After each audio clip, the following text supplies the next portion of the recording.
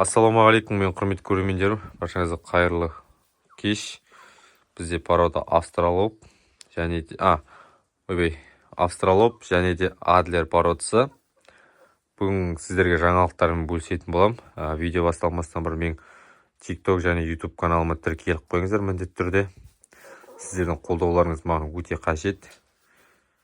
Қазір бізде тауықтар жұмыртқа туып жатыр ма дейтін сұрақ қой, көбінің сұрағы. Тауықтар шүкір Алла, адлерде австралоптар жұмыртқа туып жатыр.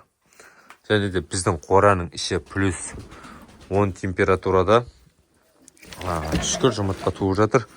Және де бізде қояндардың да балалары бар. Екеуі де туған, мына құтақандай да туған, мынау да тут, анау да тут, короче. Осының арасында екі жерде жатыр. Ала берсе олар да шығатын болады. Сосын мына екі көгершіннің жұмыртқалап, бұлар жұмыртқада жатыр, екі жұмыртқаларын туып. Бізде мында индоутканы бөлек қойдық бұйыртса. Бұлар да жұмыртқаға кірді. Бір-екі күн болды. Екі жұмыртқадан туып тұр бұлар. Алла амандығын берсе. Енді бұйыртса келесі айдан бастап бұлардың жұмыртқасын тимейміз. Қалай туады, солай жиней береміз. Мына көгершіндерге төрт жағынан панерға ұстатып қойдық пока. Потому что көгершіндерге бөлек ұя жасамасақ, бұлардың туған жұмыртқаларын индоуткілер жарып тастап жатыр. Менде мынаның ішінде құстар парласып кетті, пар көбейіп батыр. Сосын бұлар ұяларына жұмыртқа туып бастап жатыр. Сол туған жұмыртқаларын индоуткілер жарып тастап. Сол себепті осылай бөліп тастадым. Главный суы, жемі барлығы бар.